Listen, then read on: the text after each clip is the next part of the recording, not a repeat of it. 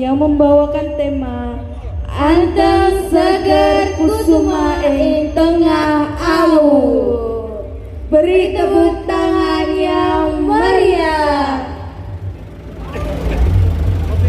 Assalamualaikum warahmatullahi wabarakatuh.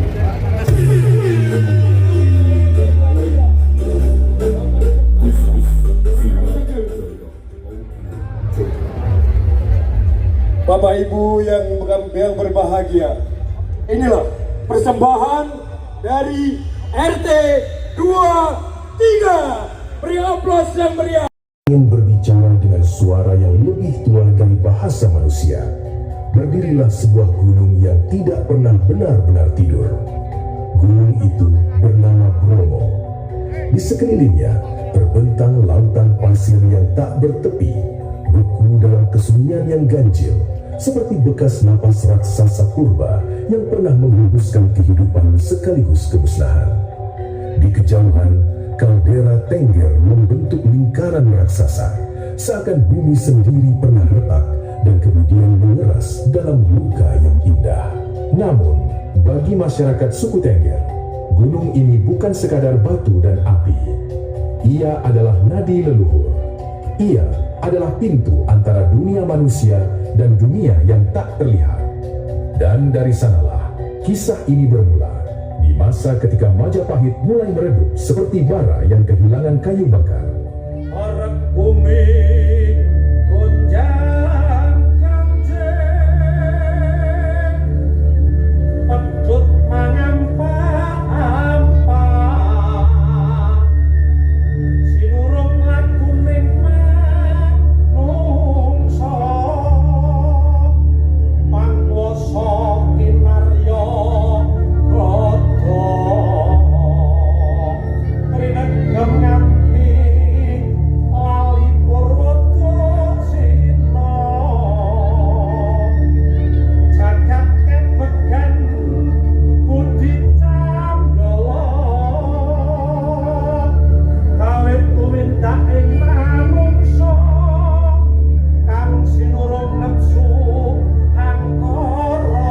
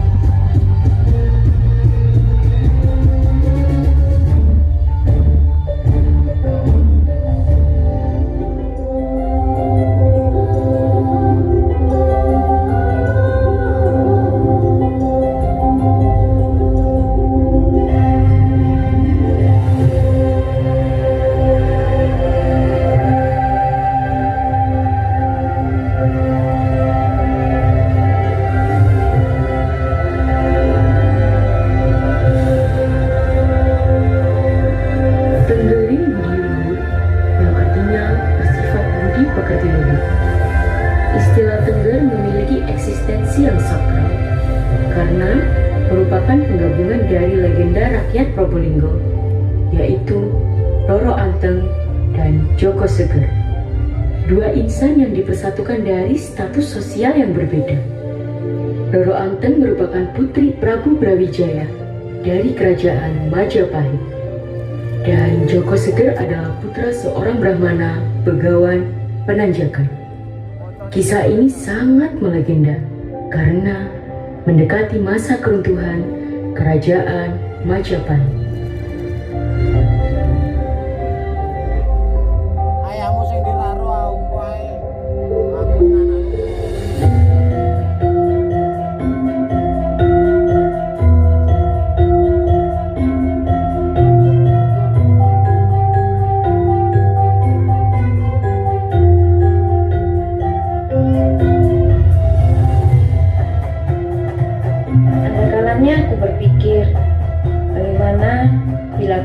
seperti mereka Joko Seger.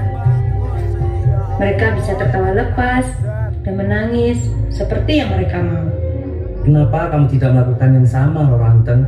Kamu bisa tertawa lepas seperti hari ini dan sesekali menangis jika dibutuhkan. Namun yang terpenting adalah aku mencintaimu, bukan karena siapa kamu, tapi karena menjadi apa diriku taat bersamamu.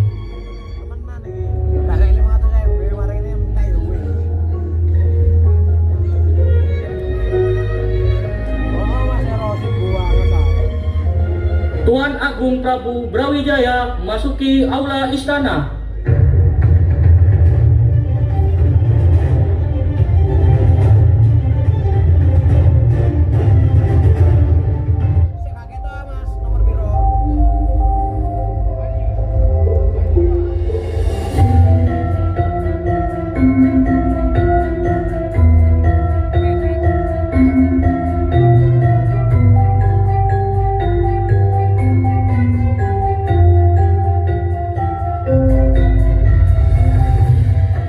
Kecantikan dan keluhuran budi Roro Anteng terkenal luas, dianggap sebagai titisan Dewi. Banyak orang berdatangan ingin mempersunting. Kabar ini pun sampai ke telinga Resi Bima, seorang raksasa jahat dan sakti yang tinggal di lereng Gunung Bromo. Resi Bima memasuki istana.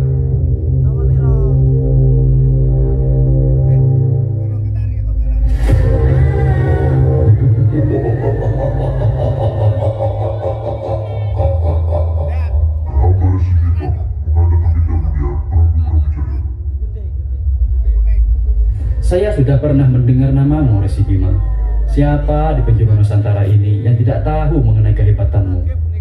Namun, apa gerangan yang membuatmu datang ke istanaku? Aku yang dihormatkan masyarakat dengan ketulusan untuk membelanya. Aku sungguh tidak menduga niatmu, Resi Bima. Namun aku takut tak bisa membalas ketulusan niatmu ini. Maafkan aku karena hatiku sudah termiliki. Saya Resi Bima tidak menerima penolakan apapun. Baik, jika itu mau kalian, aku akan segera menghancurkan desa dan membunuh semua rakyat kalian. Jangan Resi Bima, saya mohon. Apakah kamu sekarang mulai mempertimbangkan niatmu, Roro Anteng?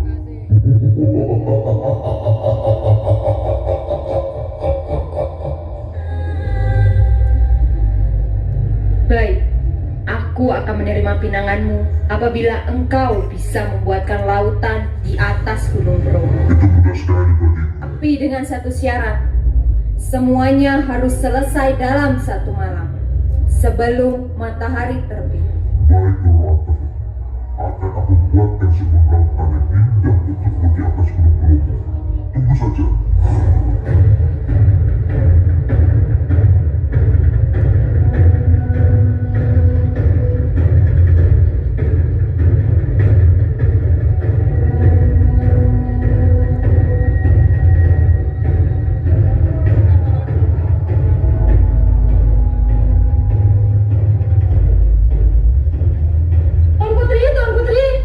Ada apa kamu datang malam-malam dan membuat keributan? Katakan sekarang. Mohon ampun Tuan Putri, laporan dari mata-mata istana bahwa Resi Bima hampir menyelesaikan syarat yang Putri minta. Apa? Kita harus bagaimana Tuan Putri? Kumpulkan seluruh rakyat. Yang perempuan harus menumbuk padi, yang laki-laki membakar jerami, agar jantan berkokok. Mungkin saja dengan cara ini Resi Bima gagal memenuhi syaratku. Baik Tuan Putri, segera saya laksanakan sekarang juga.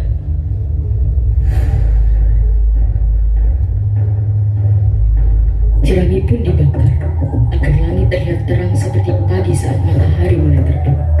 Melihat adanya semburat kemerahan di sisi timur, ditambah dengan adanya suara tumbukan padi dengan lesu, ayam-ayam jantan pun bangun dan mulai berkokok karena mengira bahwa pagi telah tiba. Mengetahui subuh telah tiba, Resi Bima menghentikan pembangunannya dan menyadari tipu muslihat dari Roro Anteng. Resi Bima pun murka. Roro Anteng, semua manusia selalu sudah gagal memenuhi persyaratanku, Resi Bima. Saya tidak pernah kalian menurutku. Kamu sudah membuat curang. Sekali lagi kukatakan, kamu sudah gagal memenuhi persyaratanku. Segera tinggalkan desa ini. Karena kamu sudah berbuat curang, Roro Anteng, maka aku akan kutuk kamu dengan penyakit sehingga membuat kamu tidur selamanya. Dengan kemarahannya yang begitu memuncak, Resi Bima menendang tempurung kelapa yang ia gunakan untuk mengetukkan. Tanpa disangka, tempurung itu membesar dan menjelma menjadi sebuah gunung yang kini dikenal dengan Gunung Batok. Sedangkan lautan yang belum selesai dan tak berakhir itu disebut Segoro Wedi.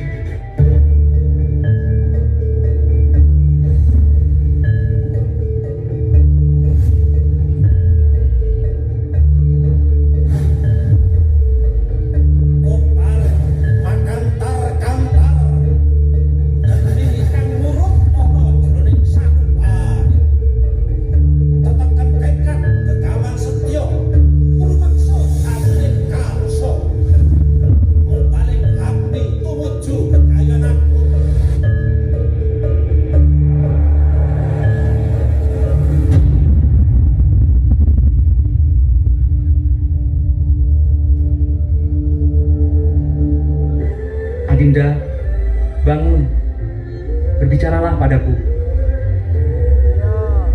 Kalau begitu, aku yang berbicara padamu. Aku sangat membenci wajahmu tanpa ekspresi seperti sekarang ini. Itu membuatku merasa sangat jauh darimu. Jadi, kamu harus segera bangun. Bukalah matamu dan lihat aku.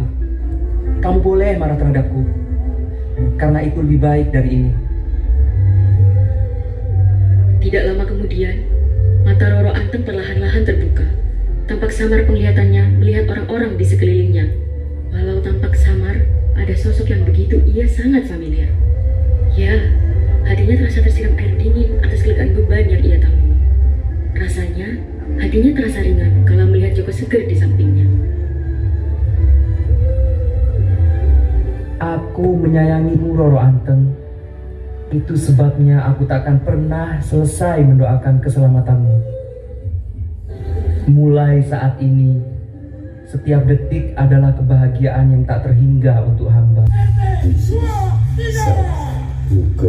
9,